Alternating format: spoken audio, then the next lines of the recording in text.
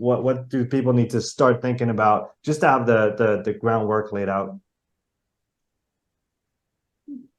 Well, you know what? I think the first thing is to have a goal, right? Mm. So so you know where you're going, and then you do one step. I'm a personal trainer. I sometimes am challenged to get myself down to the gym or do my, and I know. So, and I know the majority of people that are listening are probably fitness professionals or they're into fitness. But there's a lot of people that, going to the gym, it's very intimidating, doing anything. Taking small steps, putting your sneakers by the door, packing a gym bag, having cues, right? Just little things. Taking one step at a time and then building on it. Every time you have a success, then you continue on. That would be on the exercise part. And I know you've got clients yourself, Sean, and getting people, you can help to get them motivated, but it has to come from them. It has to be their decision.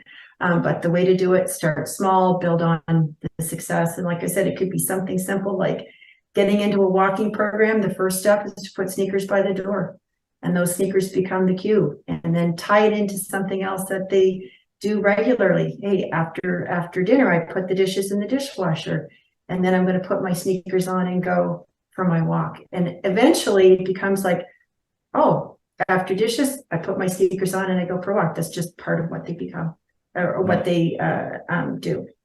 Yeah, I like the idea of small steps.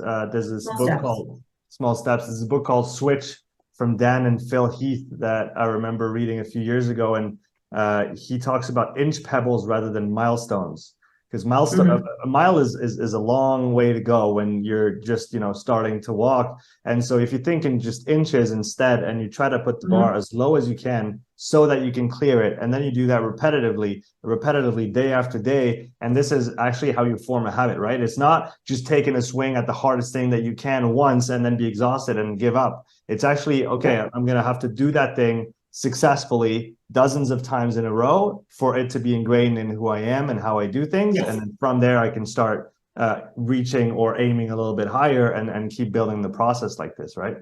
Yeah, and it takes on average about 66 days to build a habit.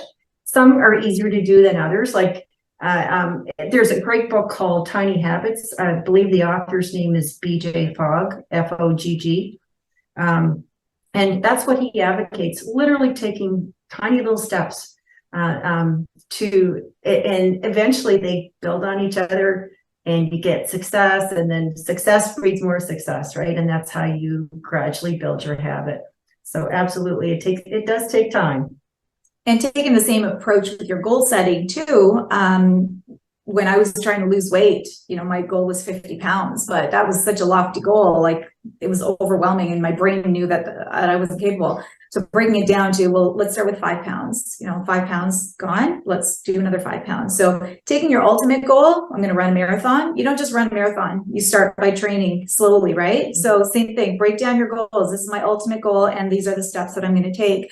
And when you plan it that way, and same with nutrition, which is another one of our 4 pillars, and the one that we focus on because we're nutritionists.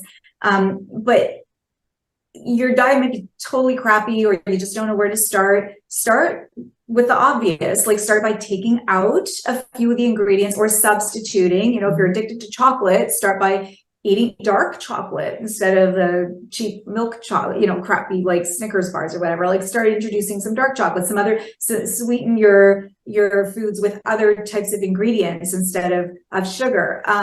Start removing some of the ingredients that are not good for you, and by introducing more. Right now, going back to the microbiome, because as Lynne said, I'm completely obsessed with it. We need 30 unique vegetables a week, including probiotic foods, like fermented foods, to support our microbiome.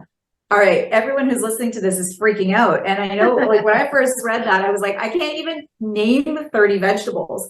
That's the ultimate goal, right? I know you can. That's the ultimate goal. You probably got 30 vegetables growing in your garden right now. Exactly.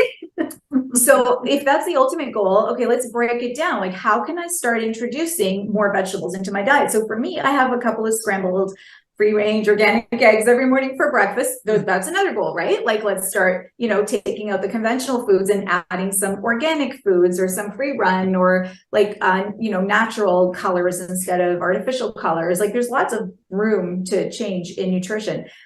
So for my breakfast every morning, I will have we always have vegetables in the fridge now. So grilled vegetables are just cut up from leftovers from dinner. I'll put them into my omelet. My omelet is 6 times the size because it's full of vegetables, and I'll count how many vegetables have I already eaten. And usually I can get 6 or 7 different vegetables out of the way just at breakfast, just by making that one little step. So, eventually you get to that 30 different vegetables a week. And if that sounds a little bit intimidating, one of the things that I say to my clients, even before I take anything out of their diet, let's start adding some stuff in. And a lot of times they'll say, what? We're adding stuff in? Because when we usually do a food journal with our clients.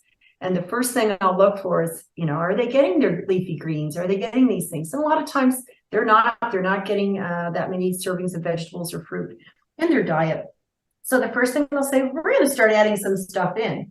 We're going to have some leafy greens every day. What ends up happening is as they start to eat more of this nutritious food that's providing them with all the nourishment, with all those wonderful micronutrients, they naturally want to start getting rid of a lot of the other items that maybe are not as nutritious for them, because our microbiome will actually tell our brain what it wants. And the more nourishing food we put in our body, that's actually what they want, right? And so a lot of our cravings, like for chips and all that kind of, is because if that's what we've been feeding our microbiome, that's what they're asking for.